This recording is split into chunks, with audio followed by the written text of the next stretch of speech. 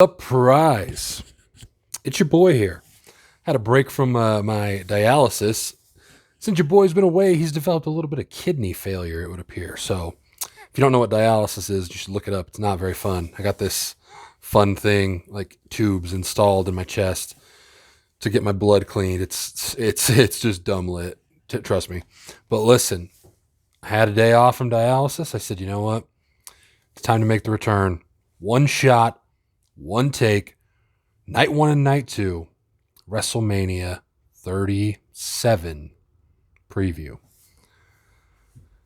It's good to be here, folks. It's good to be here. Let's jump right into it. This first match, Murderers Row. Night one, we got Lana and Naomi taking on Dana Brooke and Mandy Rose, taking on the Riot Squad, taking on Natalya and Tamina. The winner of this match goes on to night two to face the tag team champions, Nia Jax and Shayna Baszler. In this one, again, just Murderers Row. Just cannot say enough good things about all of these people. Pick wise, listen, I'm picking with my head here, not my heart. Well, that's not true. Some of them I'm going to pick with my heart, but most of them I'm going to pick with my head because I'm trying to win this invisible, remix. I'm trying to win this invisible pick contest that's happening between myself and you guys in the comments, I guess. But storyline wise, I'm going to go with Lana and Naomi here. I just feel like that's the story they're kind of building towards. That's what they're trying to tell. So, yeah, we're going to give them the dub here. Then we got Cesaro versus Drip Lord, Seth Rollins. I definitely like Seth Rollins more. Fun story, back at a live event, my, at the time, girlfriend, now wife, Cesaro threw her an armband, and she wasn't that into wrestling at this point. Like, she was into it, but not like big. She didn't know who Cesaro was, so she gave it to some little kid. So, good deed, but could have had Cesaro's thing for this match. But Seth is her absolute boy. So, maybe it was meant to be here. Like I said, Seth's my guy out of the two, but I'm going to go analyst mode with Cesaro. I just feel like they're building him up for something. Seth's done enough. I mean, when Seth was listing off his number of wins at WrestleMania, I was kind of like, damn, that's a good point. He's beaten a lot of people. He's beaten Brock. He's beaten Brock and Roman. He's beaten Triple H. Like, he was just listening. I was like, all right, I feel you, dog. But in this one, I'm going to go with Cesaro. Braun Strowman versus Shane McMahon in a steel cage match, in a stupid match. In this one, I think the obvious choice is Braun is going to win, but I'm going out on a limb here. This is one of my, going out on a limb, lock it in picks. I think it's going to be a sort of thing where they're building the whole feud off of how dumb Braun Strowman is, and I just think that's hilarious. So I think what better way to win than by Braun just losing his mind, destroying Shane, throwing him, through the cage. Shane's feet hit the ground. He gets to play it up like, you're so dumb. Like, you literally just let me win by doing that. You're an idiot. You're stupid. It'll just play into the whole story. So for my pick, I'm going with Shane O'Mac. Then we got the New Day versus AJ and Omos. Omos is just a dog. You hear me? I'm going with AJ and Omos just because I don't know. Like, I don't know. AJ, I wouldn't say he's one of my boys. To get to the length of one of my boys, it's a big deal. He's not up there, but I know a lot of people are kind of upset. Like, why is this guy of all people in a random thrown together tag team match for no reason? I get it. Again, it doesn't bug me that much. He's not one of my boys, but Omos is well on his way to being one of my boys. But I think they're going to get the win here. And then mostly just because they just keep losing, and usually they do the reverse booking. And that's a beautiful thing. Oh, match of the night. Whew. Bad Bunny, Damian Priest versus Miz and Morrison. Hey, hop, hop. Bad Bunny just doing his thing out there.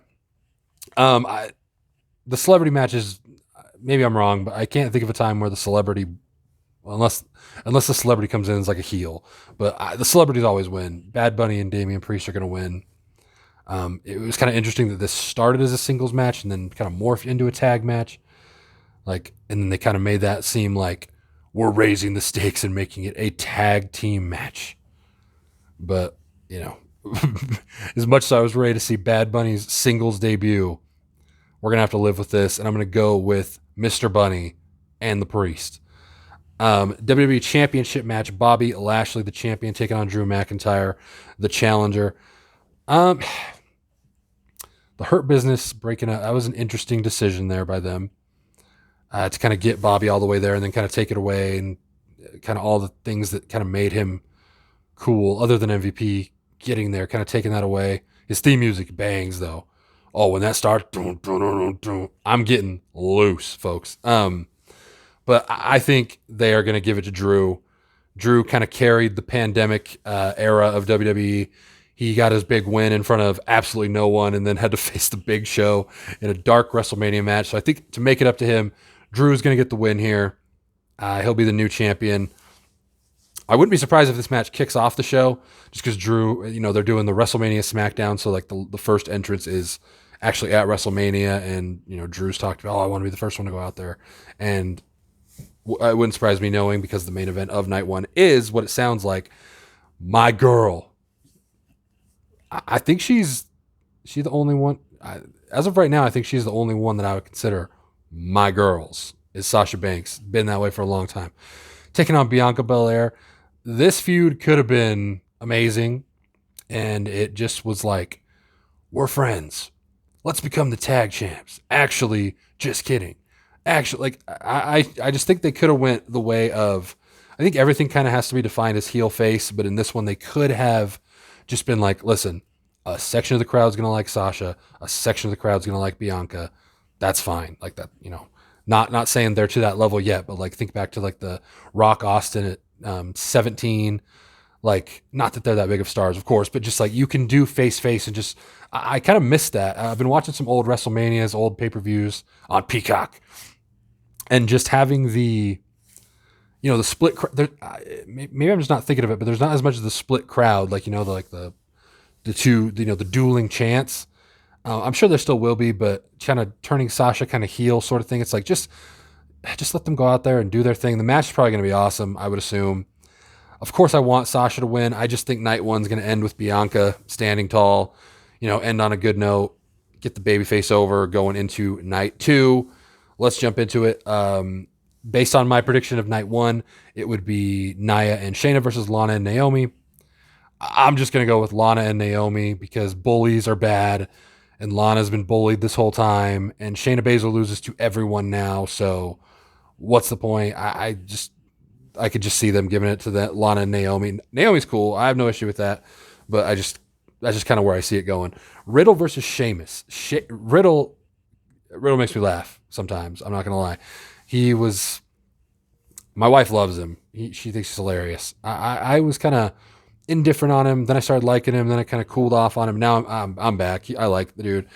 And Sheamus going through a career renaissance. He used to be the guy we make fun of on here, me and Jake. I think Jake has a video of 10 reasons I hate Sheamus, but he's been kicking ass lately. He's been doing awesome.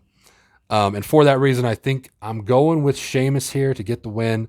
He had all those great matches with Drew, took Drew to the limit. And it's like, listen, if you're going to go that far with the golden boy of everything, like I'm pretty sure they're going to let him go over on Riddle here, and maybe they can have a few more matches here. I don't know if they still do Extreme Rules, but I could see them just killing each other in that, so that'd be awesome. Then we got Kevin Owens versus Sami Zayn with my boy, Logan Paul. And I know what you guys are thinking. You don't really like Logan Paul. Oh, really? Got a Logan Paul face mask, my dudes. That's my guy. You know what I'm saying? Everyone's hating on my guy, but that's my boy. I don't really know what was going on SmackDown, because Logan Paul was his, influence was kind of like showing up with Sammy, kind of like being like, yeah, this is cool, but like you're not really making much sense. Kind of like, oh, like he's kind of taking Kevin Owens' side, but then the shove by Kevin Owens at the end kind of twisted that, where it's like, oh, well, that kind of puts a whole nother thing in it. But I still do think Logan Paul will be involved somehow. He'll turn on Sammy, or if you want to call it turn on, whatever, what do you want to do it?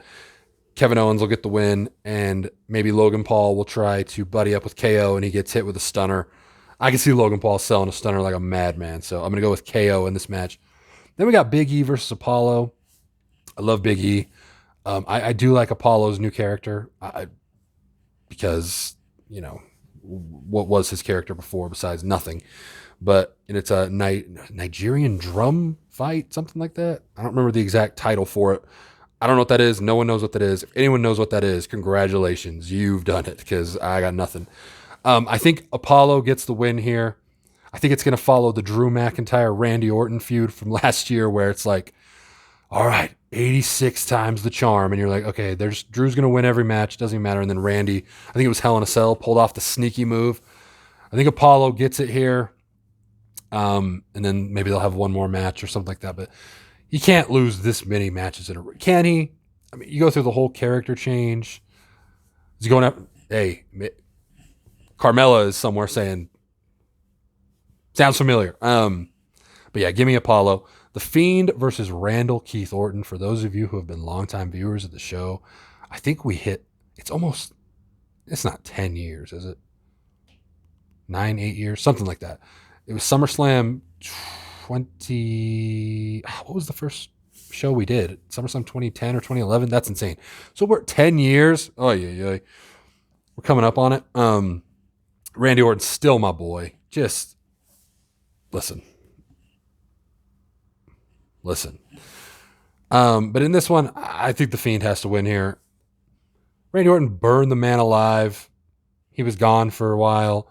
He came back as like a sewage-covered dead guy.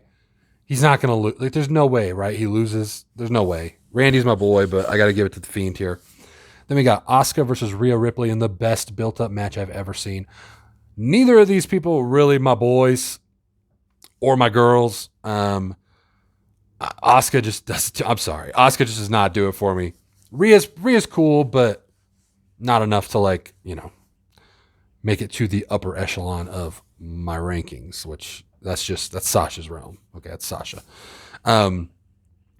Just give me Rhea Ripley here because. And then we get to the main event. The big dog, the huge dog, the large dog, the gargantuan dog, Roman Reigns, the head of the table. Still my number one on my fave 5. He's still my boy. I still have pretty much every shirt he's ever come out with. People that have watched this channel for a long time, I told you way back in the day when everyone hated Roman Reigns, listen, we always look at those like grown-ass dudes in John Cena shirts like, how did they get here? Probably because they were John Cena fans from day one. That was me with Roman Reigns. I'm still riding the train. We're here. Taking on Edge, taking on Daniel Bryan. Roman Reigns and Daniel Bryan main eventing a WrestleMania in a Tree of Woe show. Just perfection. I gotta talk to Jake about this and see what his take on this. Is he still rocking? Because I haven't heard. I talked to him, but not about WWE Daniel Bryan in a little while. So I gotta see if that's still his boy, because our boys are main eventing WrestleMania with an Edge sandwich. This is insane. This is beautiful. This feud, it's kind of been up and down. I did like Edge's promo on SmackDown. Edge going back to rated R superstar Edge added a lot of life to this. I feel like that was important. Roman, I feel like, is just absolutely killing it. I've actually liked Daniel Bryan. I've come a long way on Daniel Bryan. I was just rewatching WrestleMania 30 earlier today, and I was just thinking back to at that time, man, I just did not like it. It just was not my thing. I was a big Randy Orton guy, just not my style of wrestler. Daniel Bryan, I've come a long way on him. Still not. Let's not get crazy. He's still not in my fave 5, but he's come a long way. This is one of those ones. I'm absolutely biased. I think he should win. I hope he wins. I'm going with Roman Reigns. I'm sorry. I don't know what to tell you. He's my boy. I'm riding with him forever. He's the man here. It is a really cool story. Like, you think about it, Daniel Bryan retired, Edge retired, Roman Reigns had cancer. Like, that's insane. I get that they can't really touch on that because you don't want sympathy coming for heel Roman and now kind of heel Edge. But you think about it, that's a pretty cool story. Like, you look at the 3 of them in the main event, that they've kind of all overcome those different things.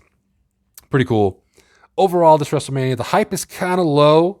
I'm very excited. I'm just saying the overall hype around seems to be kind of low. I think the crowd's going to be just loose. They're going to be excited to be there, hopefully, because I think that's going to help carry the show a lot. Last time we had a build this lackluster was 31. I was at that one. In my opinion, it ended up being awesome. So I'm hoping for that trajectory as well on this one. Hopefully we get some surprises. I don't really know how they work those in with 2 nights. I don't like, they're obviously last year was a little different, but like, do you get some, I mean, he just retired, but you get an Undertaker or Brock Lesnar appearance. Will Cena be there? Any of those type of guys. It'll be interesting to see. The card, I mean, it's weird to look at a card with none of those names on it. Not necessarily a bad thing, but it'll be interesting to see if we get appearances from any of those kind of, legends or things like that. So either way, I'm excited. I'm just looking forward to something to do because dialysis sucks.